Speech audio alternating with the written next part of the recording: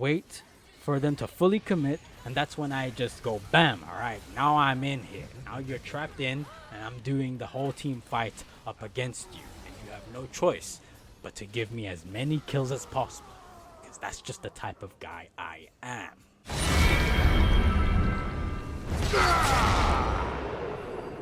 YouTube, welcome back. Before I get into this post-game commentary up against GP on my Smurf, we do need to discuss something, and that is next patch. It will be the end of the current split and the start of a new one, split 3. Good thing is, my main will end in Master Tier. Congratulations to me. But in terms of the next patch and the next split, there's going to be major changes to all legendary items. But let's talk about the only ones that actually matter to us. And that is changes to the fighter items and juggernauts. Stridebreaker and Trinity Force are both getting nerfs. Stridebreaker are nerfed to where it's probably not usable. Well, I'd say you can use it, but it's not going to be as optimal anymore. I wouldn't say it's the go-to item to build on Darius for your ranked games. So what would I be, and why is that important? Because if I'm not mistaken, on my main, I don't even do any of the traditional playstyles. I know, but on my Smurf, I do. That's why it's important to me. So, what is my fix? That's a nice kill on GP, by the way. What is the fix? What is the alternative? What am I going to do for my Smurf and my traditional playstyle then? This is the part where I think we're going to have to go back to the Trinity Force era. So we're going to change. Instead of going for Stridebreaker, we change that and go for Trinity Force. What are the nerfs to Trinity Force and why is it still usable? It's minus 9 AD, take away a little bit of ability haste, a little bit of attack speed, but more HP is added on. But the movement speed on it hasn't been changed, and the Sheen passive stayed the same. As compared to Stridebreaker, where 10 AD lost, that's fine, but the movement speed on physical damage has been removed. That's huge on Darius, considering his bleed passive. So we're going to have to go back to Trinity Force for it to be the most optimal playstyle you can use on Darius, and that's the way I see it. So what does the playstyle even look like? It's going to be Trinity Force, Sterix Gauge, Force of Nature, Dead Man's Plate. That's what you're going to be seeing on most of my games for the Smurf account in next patch. However, what are the changes to my main account? What am I going to be doing on that? Well, it's very simple. I read the changes and I see that Hullbreaker actually has a better build path than this current Hullbreaker.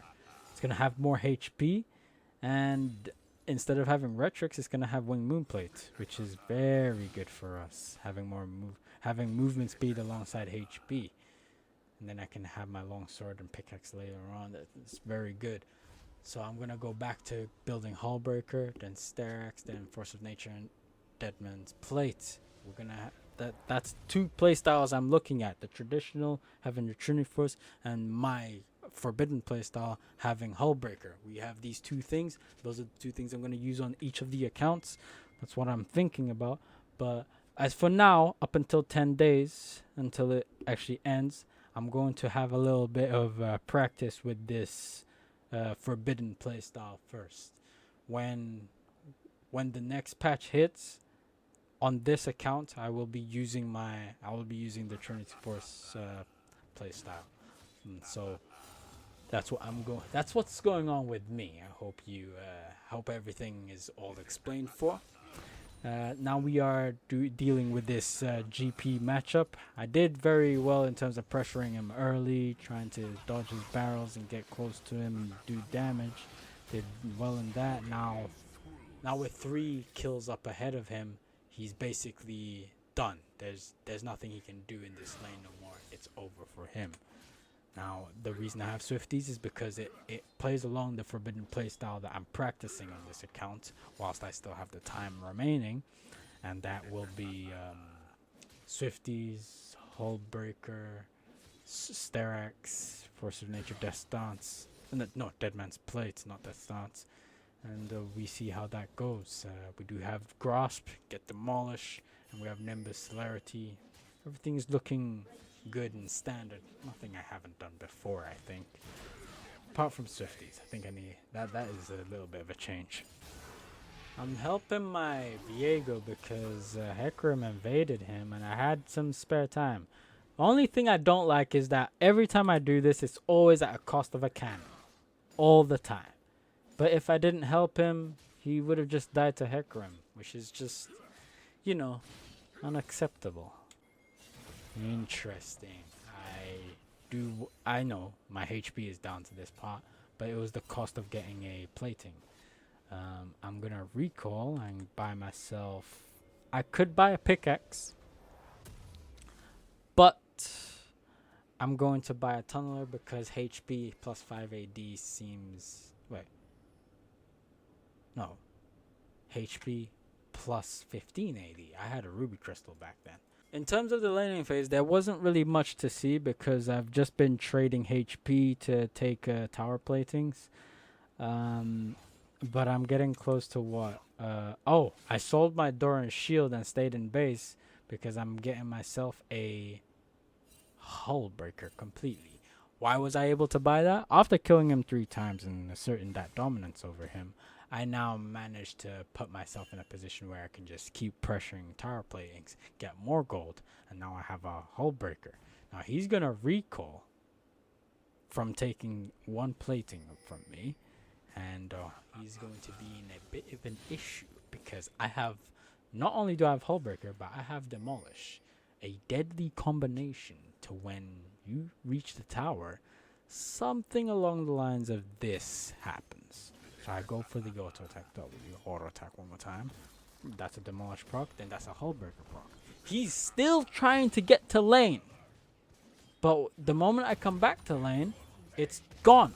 Now I just flash W, he flashes away. That's 3 auto attacks, 4 auto attacks.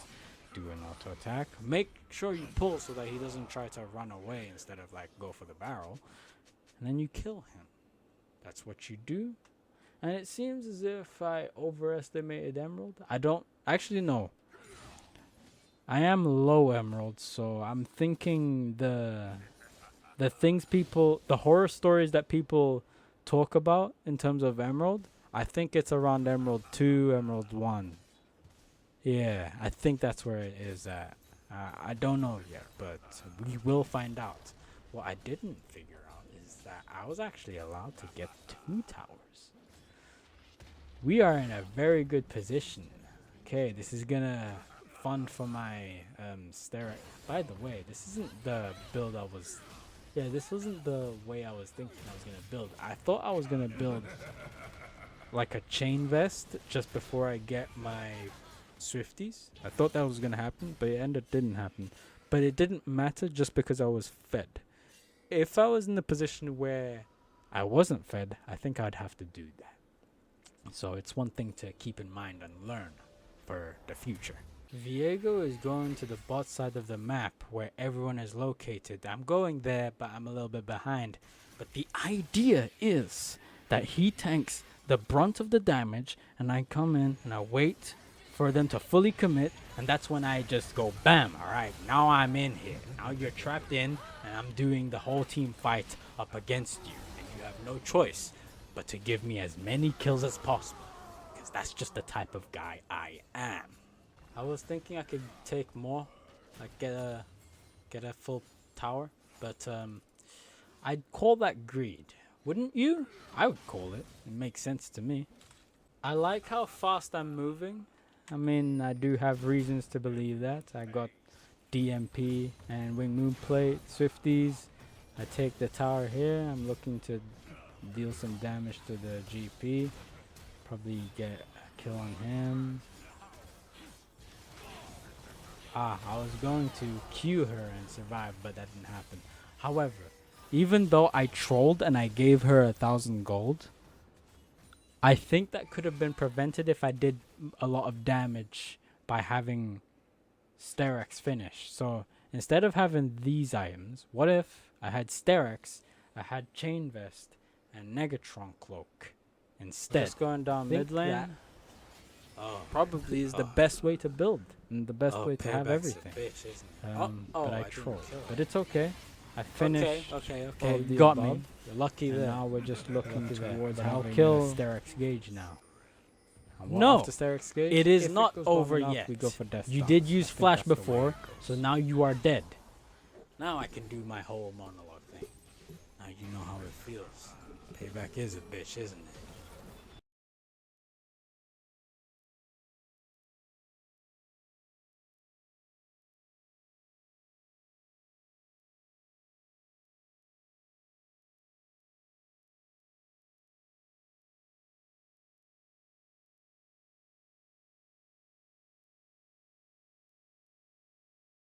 Not the reason I find it a little bit sweet is because none of these things are really scripted. Yes, they are replays, but I don't really script my replays. I don't have a script anywhere. I just try to make it as good commentary as possible as it's happening. Oh, that is a very interesting way to do the whole team fight. And my Q is so late, but that's what happens when you don't have ability haste. She's trying to kill me, but it's not gonna happen. I have a team this time. As you can see, 31-17. It's one of those games, correct. Now, I do like how this game ended. It's very good. They're looking for. That's amazing. Anyways, time to go to the post-game screen, discuss a few things.